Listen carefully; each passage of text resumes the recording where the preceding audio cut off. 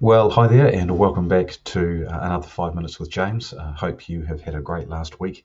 We've been in Auckland, catching up with some clients and also attending and speaking at a conference for Lion, which we really enjoyed. But great to be back into the office today and working alongside the team and helping you and helping the industry. Today, our 5 minutes with James is going to be focused on staff incentives. This is an area of hospitality businesses that we have spent a lot of time working on over the years with coaching clients.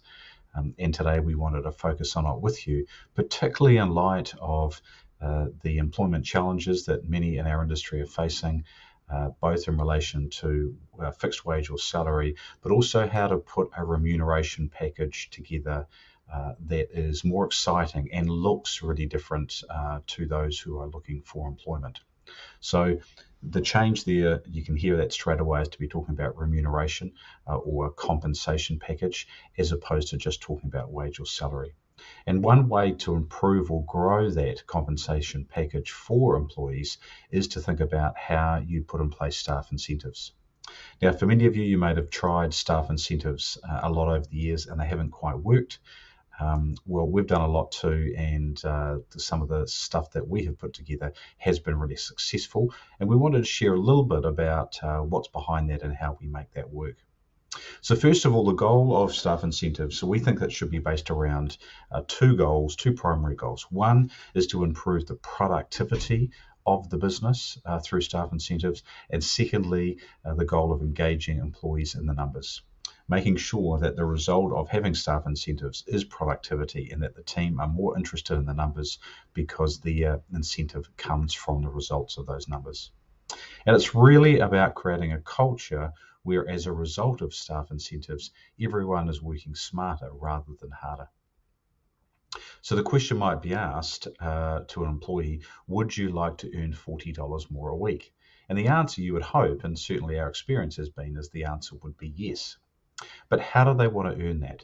Do they want to earn $40 more a week from their productivity of their rostered hours that they are working? Or are they having to work more hours to make that $40? And we know we've got challenges with particularly young people, not necessarily, not all of them, but some of them do, but not all of them necessarily want to work the big hours anymore. And if that's the case and they're looking for that lifestyle along with hospitality, it even makes it more important that we are creating a culture of productivity if your business is not doing the amount of hours as in opening hours that you might expect. And with staff shortages right now, you may have reduced hours. Therefore, the productivity of the hours that you are open matters more. And staff incentives really support that. Our staff incentive is called a PIP, which stands for Performance Incentive Program. And when we look at that, here are some things that if you are thinking about putting a staff incentive program in place, here's some things you need to think about. First of all, a PIP program or an incentive program needs to be really easy to understand for the employees, and it needs to be very transparent that they can follow along and measure and see performance along the way. It needs to be fair. So those that work more hours get more of the incentive. Those that have more responsibility, e.g. managers, have more of the incentive, and that there is a link between responsibility and productivity and how much people are given. Thirdly, it needs to be about money, not movie tickets. So we believe that our successful PIP program has been based because it's based around earnings, income, and letting employees decide what they're going to do with the extra $40 or whatever that may end up being. Our manager might be $1,000 a month. If they're earning that, let them decide how they're spending it rather than you coming up with gimmicks and spending that money on their behalf. And number four, they need to be about hitting metrics first. So if you want to absolutely follow and believe in an incentive program as an owner, you've got to make sure it supports you and the business success too. So it shouldn't kick off in terms of being paid out unless performance metrics are being hit within the business.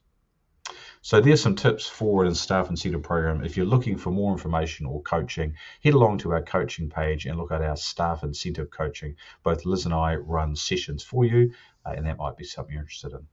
Thank you and have a great day.